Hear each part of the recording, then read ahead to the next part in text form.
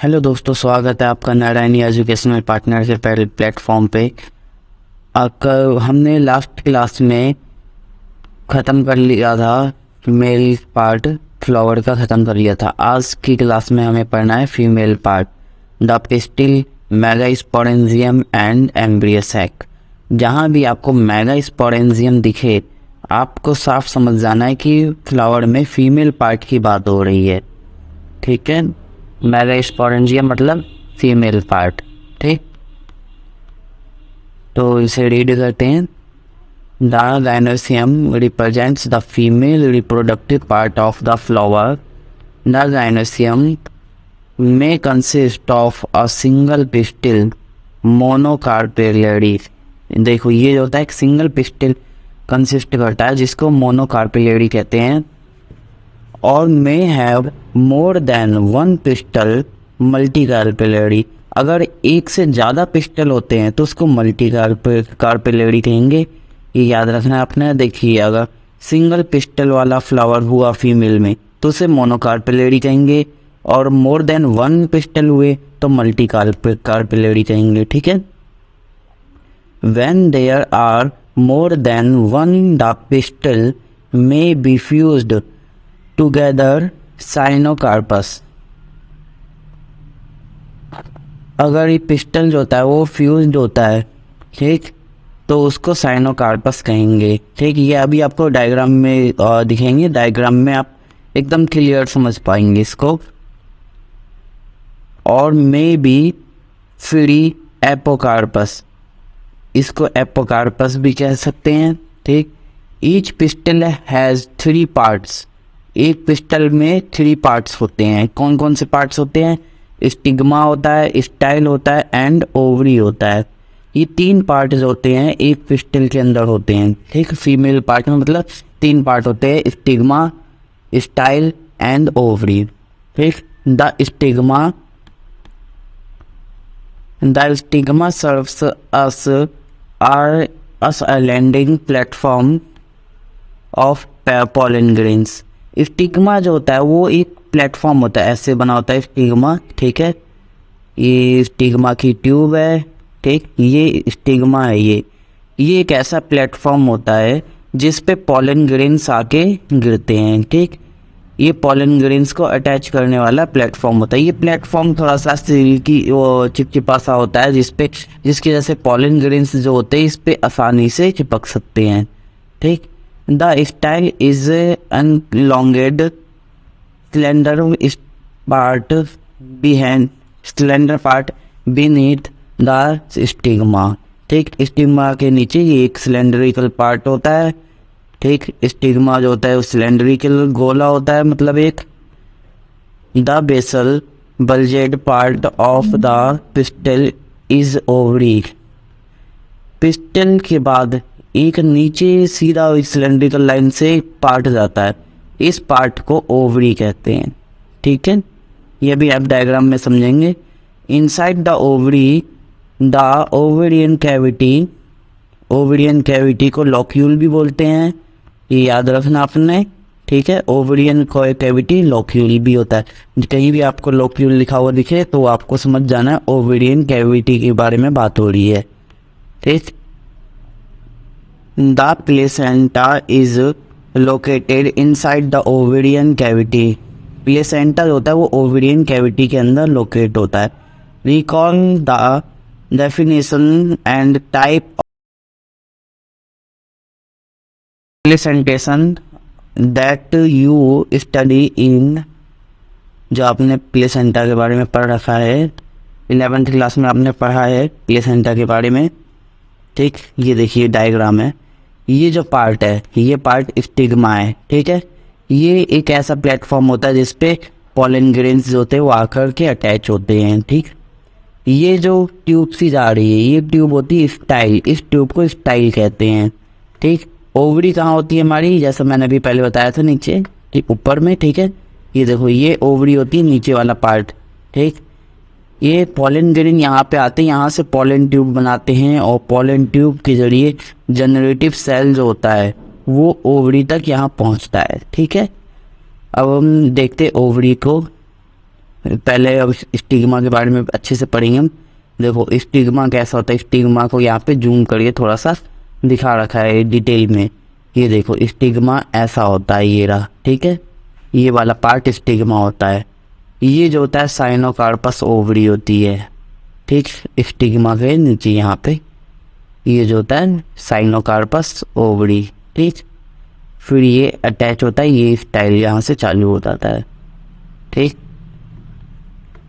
Carpels देखो, ये carpels होते हैं, ठीक, ये वाले, ये जो ऐसे बना हुआ है, ये बना हुआ है, ये देखो ये बने हैं, ये सब कार्पेल्स होते हैं, ठीक।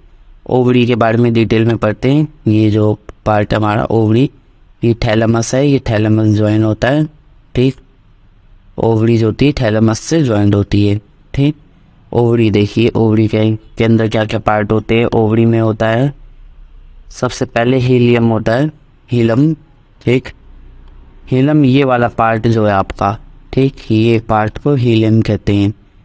फंडेल होती है ये पार्ट, ठीक, ये इसके ऊपर में ऐसी ट्यूब लगी हुई है, ये ट्यूब ऊपर में लगी हुई है। यहाँ पे ये जो पार्ट होता है इसको फनिकल कहेंगे, ठीक। ये यहाँ पे आपको छोटा सा गैप दिख रहा होगा, ये छोटा सा जो गैप होता है इस गैप को माइक्रोपाइल बोलते हैं। इस गैप को क्या बोलते हैं? माइक्रोपाइल, ठीक। और जो ये वाला एरिया होता है गैप के नीचे वाला ये एरिया, ठीक, इस एरिया को बोलेंगे माइक्रोपाइलर पोर, ठीक। यहाँ पे एक पोर होता है, इसको माइक्रोपाइलर पोर बोलते हैं, ठीक। ये जो ये वाली लेयर होती है इसको बोलते हैं आउटर इंटेग्यूमेंट, ठीक, आउटर इंटेग्यूमेंट बोलते हैं इसको, ठीक। जो सेकंड लेयर होती है इसको बोलते हैं इनर इंटेग्यूमेंट। फिर हम यहाँ पे थर्ड पे पहुँचते हैं अंदर, ये होता है न्यूक्लियस, न्यूक्लियस, ठीक है। और जो ये एरिया होता है अंदर का, ये होता है हमारा एम्ब्रियो सेट, ठीक। ये होता है जो ये वाला एरिया अपना है, इस एरिया को कहते हैं कैलेजा पोर, ठीक। ये एरिया जो होता है ये थैलेमस से ज्वाइंट होता है, ठीक है। ये एरिया थैलेमस से ज्वाइंट होगा कैलेजा पोर का, ठीक है। आगे पढ़ते हैं। Arising for the placenta are the megasporangia, ठीक, कॉमनली कॉल्ड ओव्यूल्स। प्लेसेंटा जो मेगास्पोरेंजिया होता है, ठीक, उसको ओव्यूल्स कहेंगे।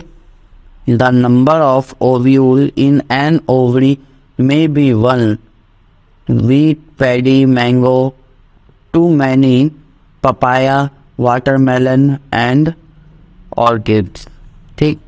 देखो ये क्या कह रहा है, ये कह रहा है कि कुछ चीज़ें होती है जिनमें एक ही ओव्यूल्स होते हैं, ठीक, जैसे वीट हो गया, पैडी हो गया, मैंगो हो गया, इन सब में एक ही ओव्यूल होता है। क्यों? क्योंकि एक ही बीज निकलता है बड़ा सा।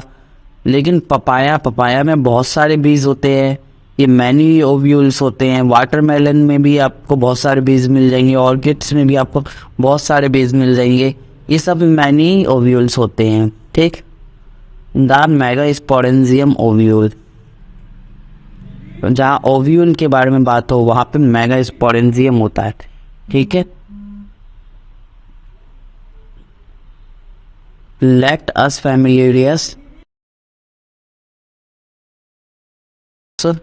ourselves with the structure of the typical angiosperm ovule.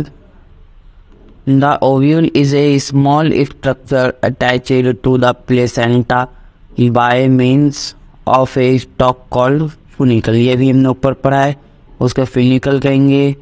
ये आपको डायग्राम के बारे में ही लिखा हुआ है यहाँ पे, ठीक।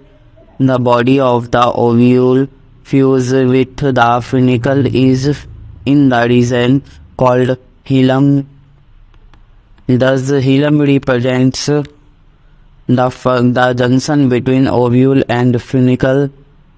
Each ovule has one or two protective envelope called integument. Those protective वो एनवेलप थे, आपको दिखाया था, एक आउटर था एक इनर था, इंटीग्यूमेंट वाला, ठीक, integument encircle the nucleus except at the tip where a small opening called the micropyle। ये आपको माइक्रोपाइल के बारे में भी ऊपर पढ़ाया था, ठीक है।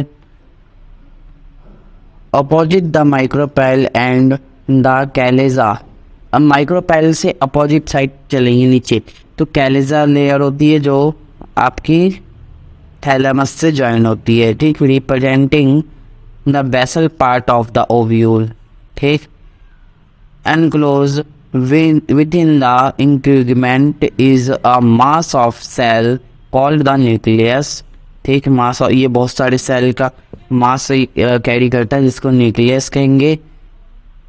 Cell of the nucleus have abundant reserves food material located in the nucleus is the embryo sac or female gametophyte, and ovule generally has a single embryo sac formed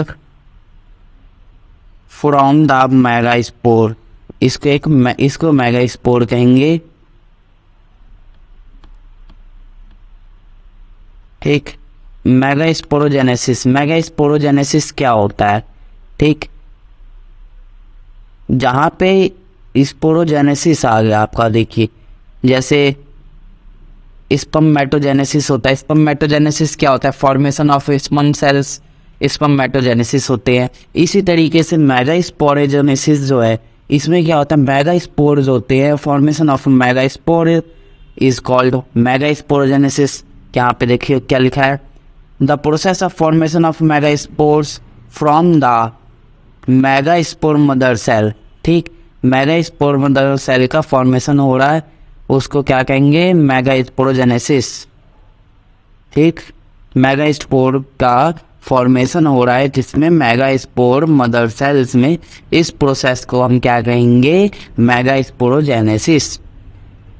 ovule generally are differentiate a single megaspore mother cell, ये short form है MMC, ठीक, in the micropyle region. Ovule जो होता है एक single megaspore mother cell carry करता है, ठीक, माइक्रोपाइल रीजन में। ये देखिए ये डायग्राम है, ठीक, इस डायग्राम के जरिए समझते हैं हम। देखो ये था अपना न्यूक्लियस था, ठीक, माइक्रोपाइल एंड का, माइक्रोपाइल का एंड है यहाँ पे, ठीक।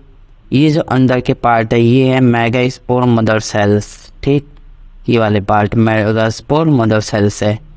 अब देखिए अंदर कैसे डिवीज़न होगी, ये माइक्रोपाइल एंड ये न्यूक्लियस है, ठीक, अंदर डिवीज़न हो रही है।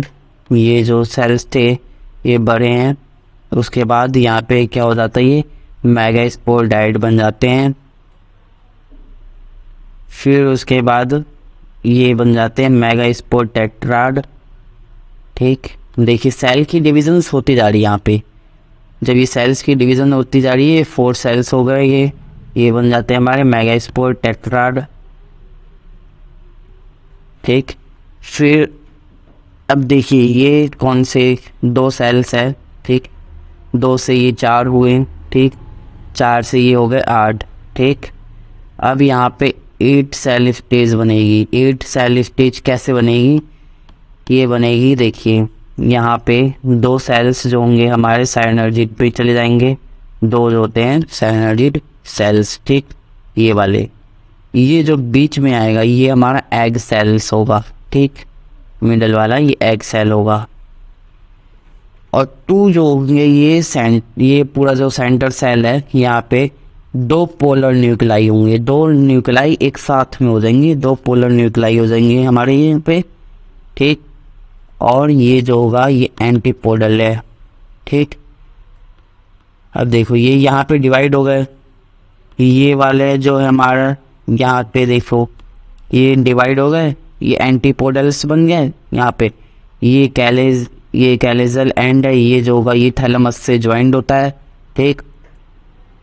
ये देखो 3 सेल्स यहाँ पे आगे फिट हो गए, इसको कहेंगे एंटीपोडल्स, दो सेल्स जो हमारे ये सेंट्रल सेल्स में हैं, दो न्यूक्लाई, ठीक। तो ये पोलर न्यूक्लाई है एक साथ में सेंट्रल सेल के अंदर। देखो ये वाला जो सेल है मिडल में, ये एग होगा, ठीक, एग सेल कहेंगे इसको। दो सेल्स जो होंगे जो वॉक्यूल्स को कवर कर रहे हैं, इनको हम कहेंगे साइनर्जिड, ठीक। यहाँ पे देखिए, यहाँ फिंगर लाइक स्ट्रक्चर्स आपको दिख रहा होगा, ये फिंगर लाइक स्ट्रक्चर्स है दोनों, जिससे साइनर्जिड ज्वाइंट है। इसको फिलीफॉर्म एपरेटस कहेंगे, ये होगा हमारा फिलीफॉर्म एपरेटस। और ये ऊपर का पार्ट आपको पता ही है, माइक्रोपेलेंड, ठीक। ये डायग्राम इम्पॉर्टेंट है, ये डायग्राम एग्ज़ाम में आता है, ठीक। ये आपका बोर्ड लेवल का एग्ज़ाम है या CBSE का एग्ज़ाम है, ये डायग्राम बेस्ड है और ये आता है कॉमनली, जर्नली इम्पॉर्टेंट डायग्राम है ये, ठीक। It is a large cell containing dense cytoplasm and a prominent nucleus, ठीक। ये एक लार्ज डेंस साइटोप्लाज्म कंटेनिंग करता है, ठीक। इन द MMC क्या मतलब, मैंने आपको ऊपर देखा था आपने, माइक्रोस्पोर मदर सेल्स होता है, ठीक। undergoes the MMC undergoes meiotic division, इसमें मियोटिक डिवीज़न होती है, यानी हैप्लॉइड डिवीज़न होगी, ठीक है। डेप्लॉइड डिवीज़न नहीं होगी, इसमें हैप्लॉइड डिवीज़न होगी। What is the importance of the MMC, ये क्वेश्चन आता है, ठीक है। ये देखो क्वेश्चन आता है, what is the importance of MMC microspore mother cell की इम्पोर्टेंस क्या है, अंडरगोइंग मियोसिस, ठीक। मियोसिस क्या है, अब मियोसिस इज द रिजल्ट, ये क्वेश्चन आपने करना है खुद से, ठीक। Meiosis result is in the production of 4 megaspore, meiosis होता है प्रोडक्शन ऑफ 4 मेगास्पोर प्रॉब्लम, ठीक। इस लेक्चर में हम इतना ही करेंगे, ठीक है। थोड़ा थोड़ा आराम से करेंगे ये, ताकि आपका सिलेबस जो है अच्छे से जल्दी कवर हो जाएगा और समझ में आना बहुत ज़रूरी है, ठीक। और बाकी जितने इनके बीच के क्वेश्चंस हैं, इन क्वेश्चंस के लिए एक मैं अलग से लेक्चर बना दूंगा, तो इन क्वेश्चंस के लिए अलग से लेक्चर आपके पास में होगा। तो जितने भी क्वेश्चंस हैं आप इनकी टेंशन मत लीजिए, चाहे वो NCERT के एग्जाम एक्सरसाइज के क्वेश्चंस है या एग्जाम्पल क्वेश्चंस है, उनके लिए मैं अलग से लेक्चर्स बना दूँगा, जिसमें आपके सारे क्वेश्चंस जो होंगे वो कवर हो जाएंगे, ठीक है। तो आपको क्वेश्चंस के लिए टेंशन लेने की ज़रूरत नहीं है, वो आपका कवर हो जाएगा, ठीक है। आज के लेक्चर में इतना ही है, बाकी हम नेक्स्ट लेक्चर में करेंगे। ओके, धन्यवाद।